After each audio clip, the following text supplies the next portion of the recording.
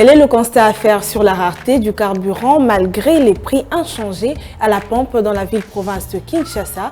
Ce nouveau numéro nous en parle précisément dans la rubrique Dossier avec Benita Mouini. Mesdames, Messieurs, bienvenue à tous à ce nouveau numéro de Zoom Eco Live. C'est un plaisir pour nous de vous retrouver encore nombreux devant vos postes téléviseurs. Cette édition fera aussi un focus sur les charges ou les dépenses exécutées en faveur du développement rural à fin février 2022. Les nouvelles analyses, nous les noterons dans la rubrique chronique, mais avant de nous séparer, nous aurons les rendez-vous économiques que nous ramène Adassa Grace dans la rubrique Agenda. Avant d'y arriver, suivons tous ensemble l'essentiel de l'actualité en RDC. Il s'agit bien sûr de nouvelles en bref. C'est parti.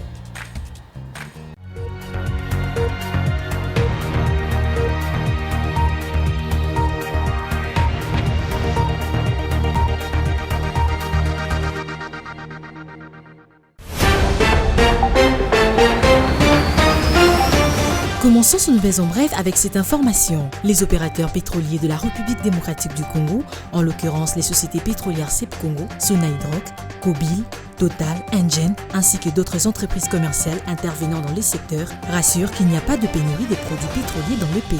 D'après le directeur général de la société CEP Congo, Joseph Kouame, qui rassure la logistique et les stockages de produits pétroliers, il n'y a nulle part de pénurie et qu'il dispose d'un stock devant servir des usagers. Autre information, les comités de politique monétaire de la Banque centrale du Congo réunis en séance ordinaire le 28 mars 2022 sous la présidence de la gouverneure Kabedi Malangomboui a noté que le cadre macroéconomique était favorable à fin mars 2022, avec notamment une stabilité du taux d'échange. D'après un communiqué de la BCC rendu public le 1er avril 2022, les CPM fait remarquer qu'en dépit de variations marginales, les taux d'échange restent stables et c'est depuis le milieu de l'année 2021. Avant de finir ces nouvelles en bref, signalons que dans la période allant de 2014 à 2020, les exploitants forestiers ont occasionné un manque à gagner de plus de 10 millions de dollars américains au gouvernement de la République démocratique du Congo suite au non-paiement de droits dus à l'État. Telles sont les conclusions des enquêtes menées par l'Inspection générale des finances IGF en sigle sur demande du gouvernement congolais. Ces rapports a été publié le samedi 10 avril 2022 sur le compte Twitter de l'IGF. Plus de détails sur zoomeko.net. Et pour finir, cette fois-ci, le gouvernement de la République démocratique du Congo, à travers le ministère des Finances et la société Africa Union Financial Service, ainsi que la Direction générale des douanes et acquises, ont adopté les projets du plan d'action 2022. C'était au cours d'une réunion d'évaluation tenue le samedi 2 avril 2022 au ministère des Finances, à laquelle ont pris part toutes les parties prenantes impliquées au sein du comité de suivi d'un contrat signé entre le gouvernement congolais et la société AUFS. De retour sur ce plateau, merci de rester fidèles et connectés à Zoom Eco Live. Voilà, la première rubrique parlera des dépenses exécutées en faveur du développement rural durant tout le mois de février 2022 et ça sera avec Judith Tunamaka à la présentation. Suivez.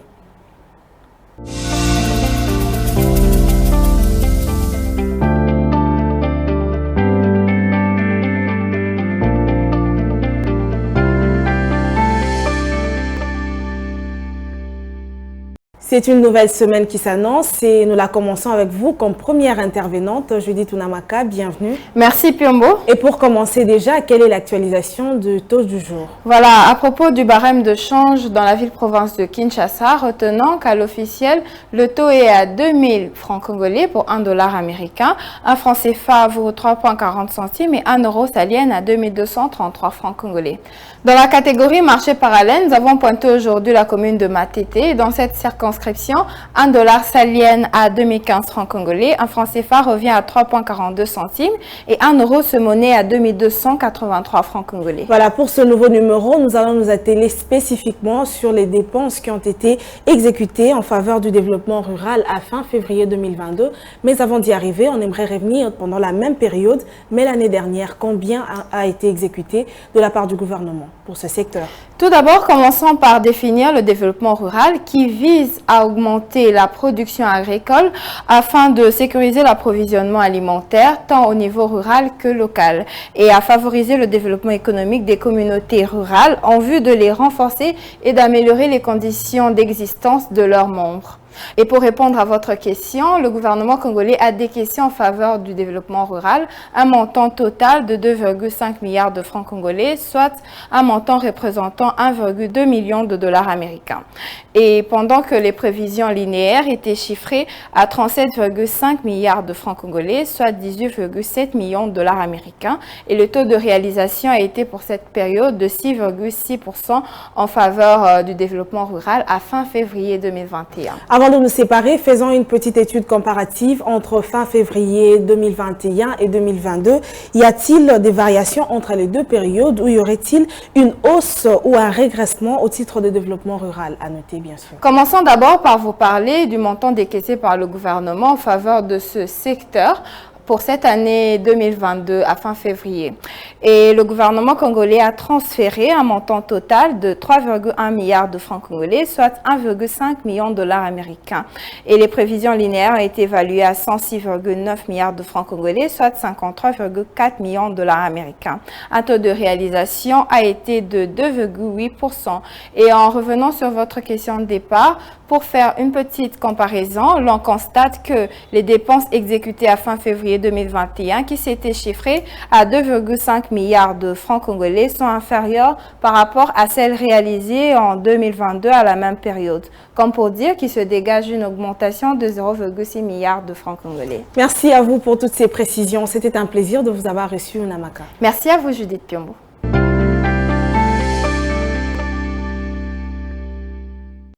Passons à la prochaine rubrique, c'est le dossier avec Benita Mouini qui nous parle aujourd'hui des prix des produits pétroliers qui restent inchangés à la pompe. Et malgré tout cela, il s'observe une rareté du carburant malgré ces prix qui n'ont pas du tout bougé à Kinshasa. Plus de détails juste après ceci.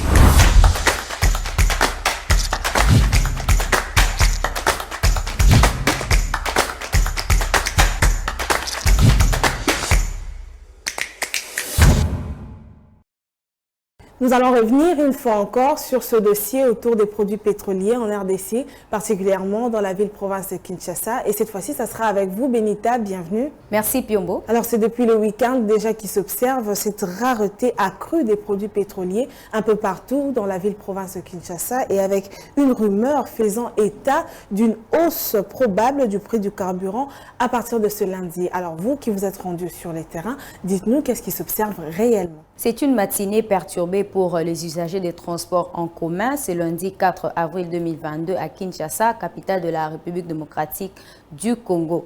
Des longues files d'attente de véhicules sont observées dans plusieurs stations d'essence. Certaines stations d'essence sont envahies par des clients qui attendent depuis de longues heures pour être servis. Bien d'autres ont carrément choisi de ne pas vendre le carburant. Malgré la rumeur faisant état d'une pénurie et d'une probable hausse de prix de carburant, c'est lundi 4 avril. Le ministre Didier Boudimbo, qui est le ministre des hydrocarbures, rassure la population que la situation reste sous contrôle. Au regard de cette situation, quelles sont les conséquences qu'entraîne cette baisse du stock constatée dans le secteur des hydrocarbures? Précisément le constat particulier qui a été fait sur les transports, le coût du transport en commun. Suite à cette spéculation sur la rareté de carburant qui amène les usagers pris de panique à épuiser le stock dans les stations, mais aussi du fait que sur le marché parallèle à Kinshasa, notamment chez les marchands communément appelés Kadhafi, chacun fixe son prix du litre d'essence profitant de la fermeture de plusieurs stations d'essence. Dans l'entretemps, le système de demi-terrain et des retours, le conducteur de taxi motos se sont également frottés les mains en doublant le prix d'une course. Alors, pour s'en rendre compte, l'équipe Zoom Eco Life a dépêché une équipe sur terrain pour se rendre compte de la situation. Et voilà, tous ensemble, nous allons suivre cet élément de reportage que nous ramène Benita Mouini et nous nous retrouvons juste après. Rareté de carburant dans la ville de Kinshasa, une situation qui a perturbé plus d'un durant cette matinée du lundi 4 avril 2022 où bon nombre des Kinois ont été confrontés à d'énormes difficultés pour pouvoir se rendre à leur lieu d'occupation à la suite de ces longues files d'attente de véhicules observées devant les stations d'essence.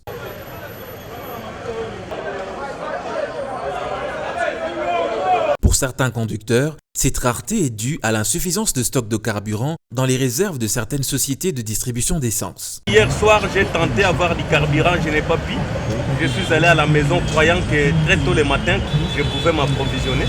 Malheureusement, toutes les stations fermées.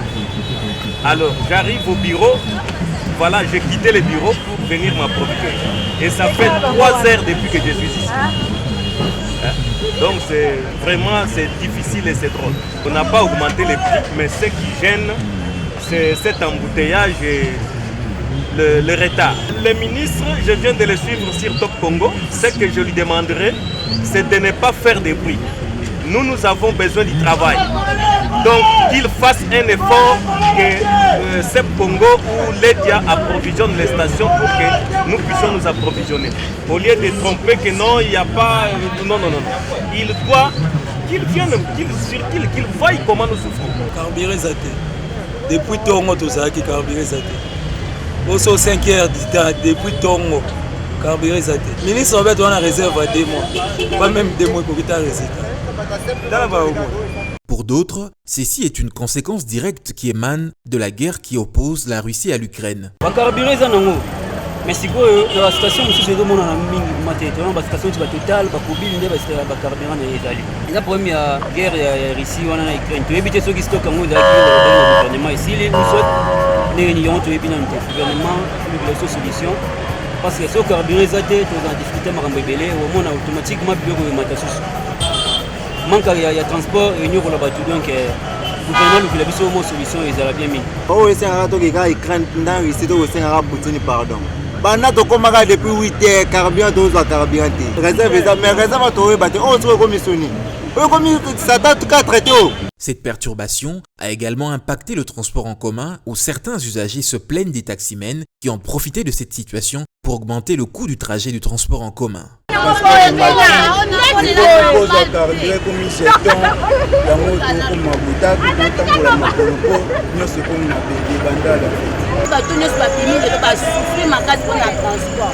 Imagine tonga na utangi ka awa mais pona koma na yese na bebisi soki 4000 francs et bon aussi ko bato ba uta ba bipu ba kingole ba koma na yese ba uta combien ba vraiment la passe surtout ba tondi makasi ba bata makolo ko bato no kwa bana primaire ba tie mulongo ba wela kaka ni carburant.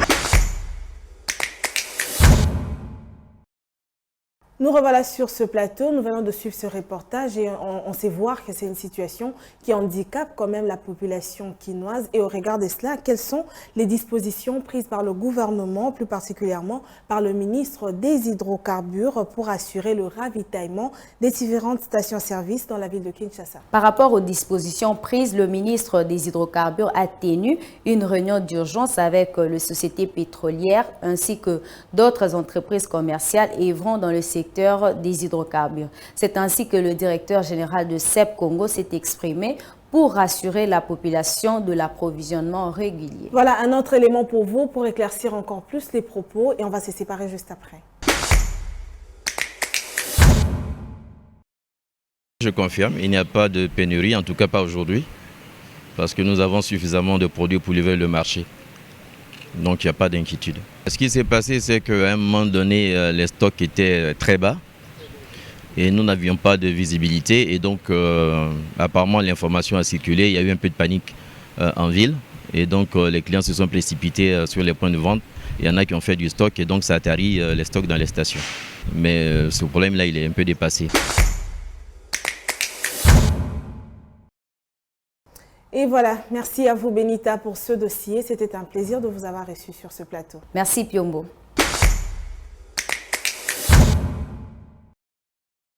Des nouvelles thématiques, des nouvelles analyses, c'est dans la chronique du jour avec Patrick Bomboka. Suivez.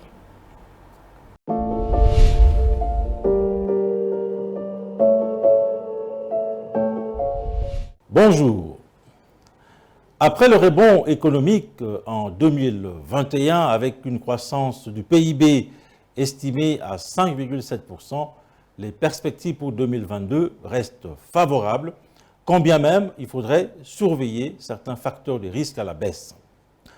Tel est le point de vue du FMI, dont les services viennent de clôturer une mission d'évaluation globale de la situation économique de la République démocratique du Congo, et c'est dans le cadre du programme triennal conclu avec cette institution de Bretton Woods. Quelles sont les leçons à tirer de cette évaluation du FMI en prévision de la deuxième revue prévue dans le cadre du programme triennal au mois d'avril 2022?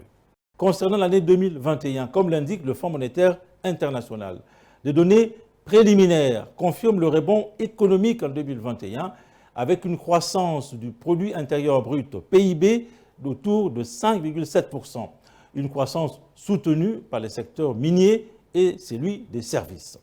L'inflation s'élevait à 5,3% à la fin de l'année 2021 et comme elle devrait rester modérée, la Banque centrale du Congo a donc réduit le taux d'intérêt directeur de 100 points de base à la fin de l'année 2021.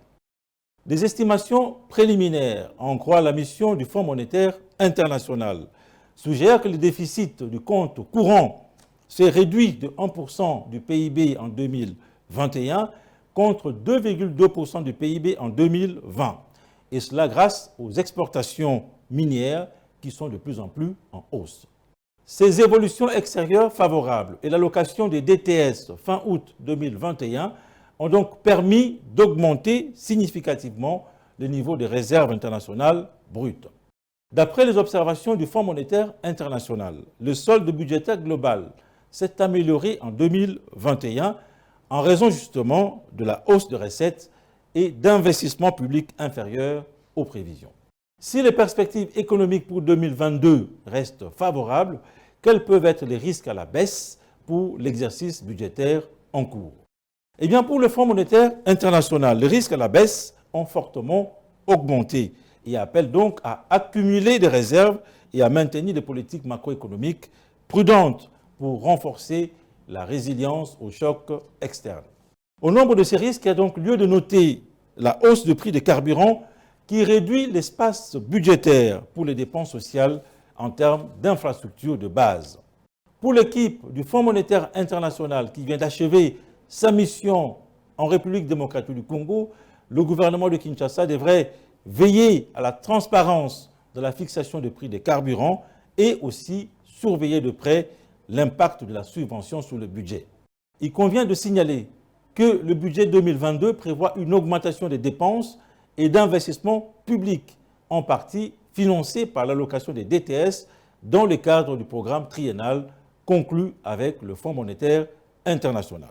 Toutefois, l'équipe du Fonds monétaire international et les autorités congolaises ont dû discuter des possibilités d'intensifier des réformes structurelles pour soutenir la reprise. Une fois approuvée par le Parlement congolais, la nouvelle loi sur les banques commerciales et la loi anti-blanchiment contribueront efficacement à renforcer la supervision bancaire. Merci de votre attention.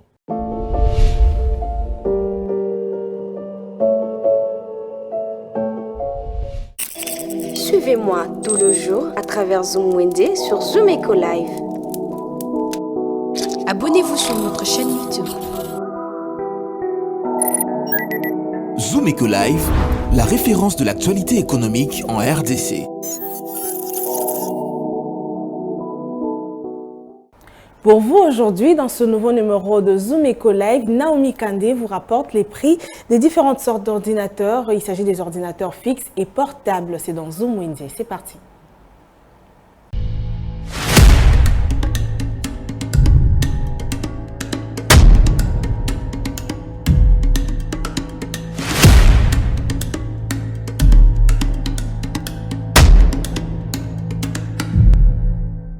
De nos jours, l'ordinateur est d'une grande importance. C'est un outil ultime pour son travail grâce à sa rapidité à traiter automatiquement les informations et à sa capacité de mémorisation. Le prix et d'autres détails sont à découvrir dans ce nouveau numéro Zoom Wednesday. C'est tout de suite.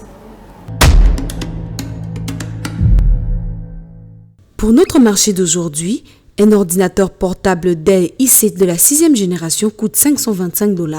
Un ordinateur HP i5 de la 6e génération avec écran tactile et 500 Go, cela revient à 460 $. HP ProBook i5 de la 6e génération avec 500 Go se vend à $450. Un ordinateur portable MacBook Pro 2018 avec stockage de 256 SSD se vend à $997.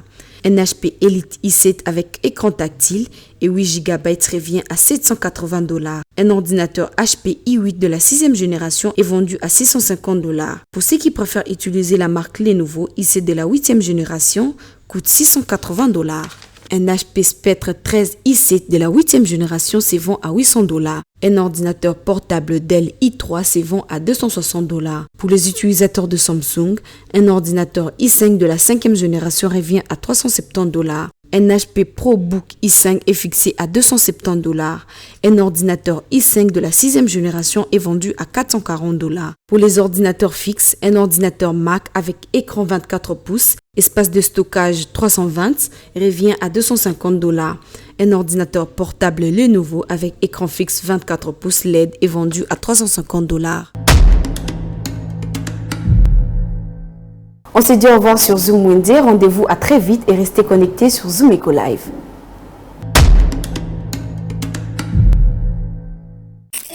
Les rendez-vous économiques, c'est dans l'agenda sur Zoom Eco Live.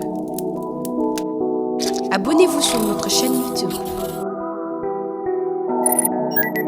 Zoom Eco Live, la référence de l'actualité économique en RDC.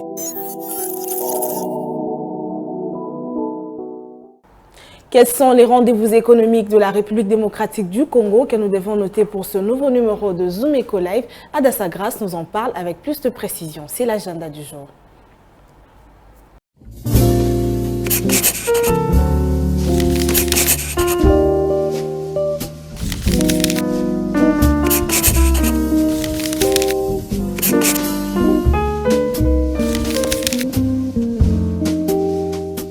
Bienvenue à l'agenda, voici les entrevues du jour.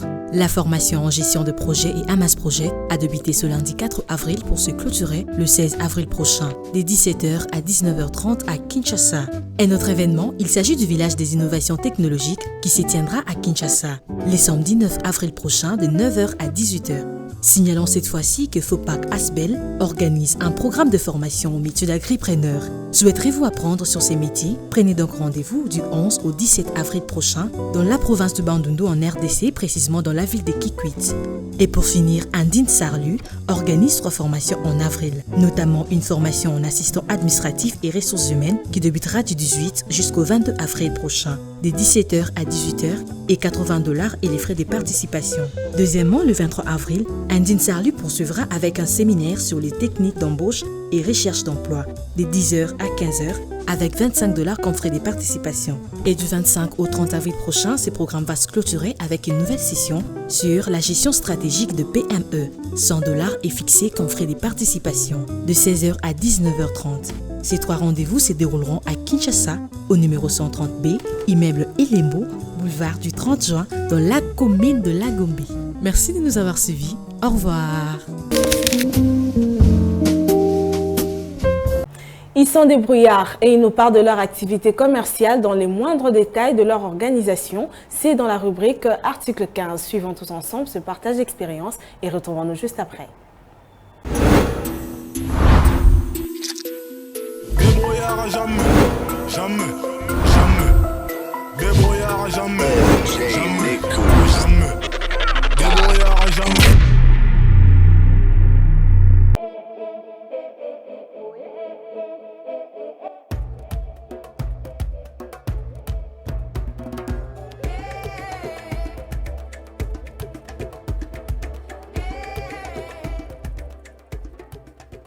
On a 2008 pour en 2021 na s'organisaka kaka ndenge bali nyonso tu baseorganisaka moke kaka malemi toboyi koyiba toboyi kuluna toboyi dissension yango moni nanga na s'organize nanga mosala ola mwa moke nanga nazozwa ye permettre nanga na mwa bacourse nazosala.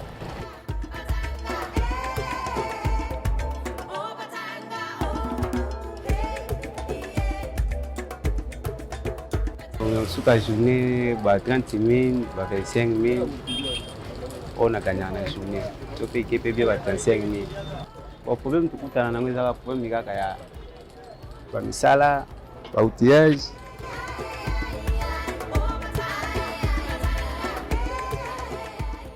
Bateka série basoda bazwa kodéranger biso awa kokota biso mosusu bazolinga te totravaille balingi tozalaka lokao nde bamaso misusu nde baza basystème ya maboko milai banini mpe balingi ka biso tozala siko biso tozwi mwa engagement moko toye kotiamo eloko na biso awa po tosorganize po tozala bien intere ya pie ya biso mpe intere ya mboka sikoyo mwa ekozala te mpo bato wana batika biso mpe tozala lese te batasi ndenge ya kosorganize.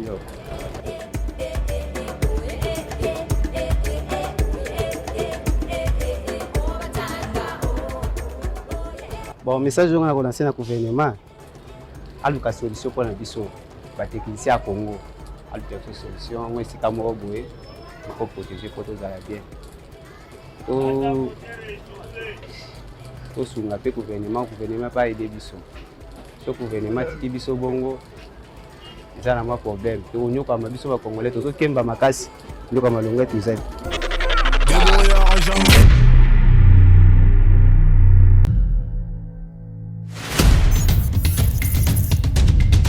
Nous avons pris l'engagement de toujours vous servir en vous donnant l'essentiel de l'information économique en RDC. Mesdames, Messieurs, c'est un plaisir de vous recevoir chez vous.